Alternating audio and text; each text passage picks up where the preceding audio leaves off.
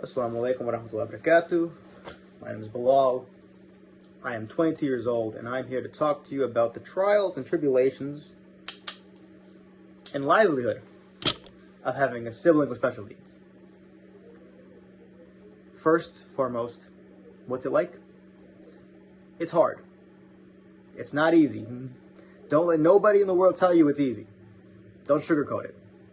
It doesn't do you any good. It's going to change you as a person. It changed me.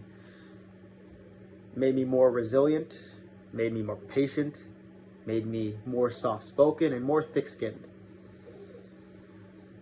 More important than anything else, made me more compassionate and very caring.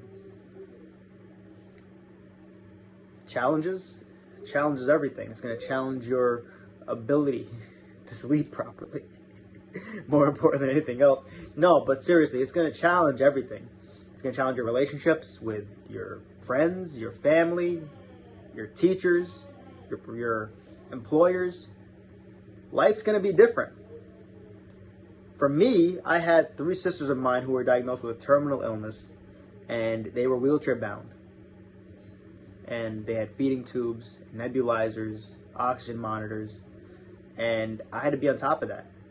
I couldn't go hang out with my friends after school because I had to be home and take care of my siblings. I had to make sure that I was taken care of. My family had to go anywhere. I'm the one in charge of them. We went anywhere as a family. There are 3 strollers. There are 3 wheelchairs that need to be moved, and one of them was always designated to me.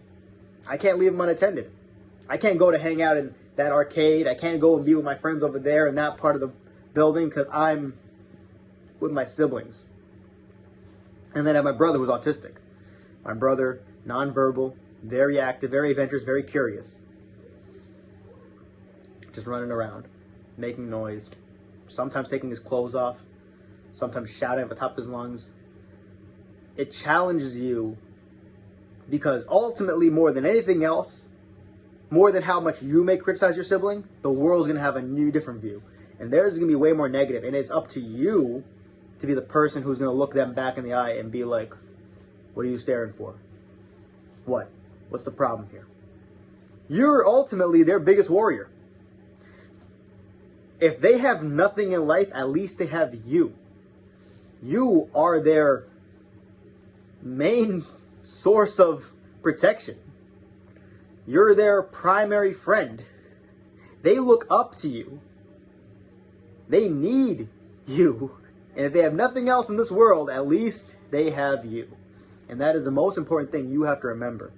All those nights where they're making noise in the middle of the night, you can't sleep, or the oxygen machine goes off, you have to wake up in the middle of the night to go take care of it, or you got to push a stroller up a ramp, whatever the case is, you have to remember that they, however hard you think your life is, theirs is harder than yours.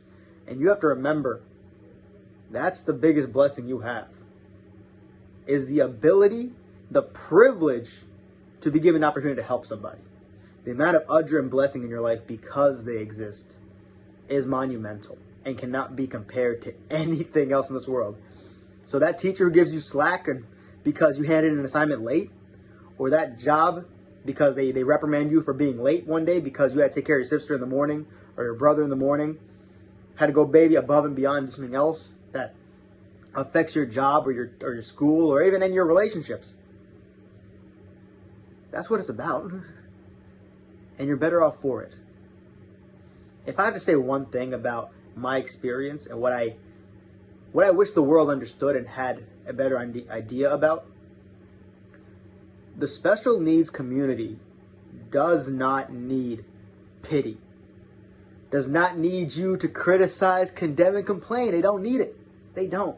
They really don't. It doesn't help them, and it doesn't help you. You help you. And the only thing that can do you any better than that is dedicated people who care about the cause and better resources to help you accomplish what you needed to get done. Better access to oxygen tanks, feeding tubes, better teachers with better resources to understand how to deal with kids with autism and Down syndrome. That's what we need. We don't need the, I feel so bad for him. Or even better, the, I know how you feel. Because believe me, you don't. Siblings with special needs don't know how each other feel. So how would you know how they feel? It's not about knowing how they feel or claiming to know how they feel. It is to lend a listening ear and helping where you can. That's what the world needs more of. That's what we as a community need more of. That's what we as a society need more of. And inshallah, I hope we have that. Assalamu alaikum. That was my time. Thank you.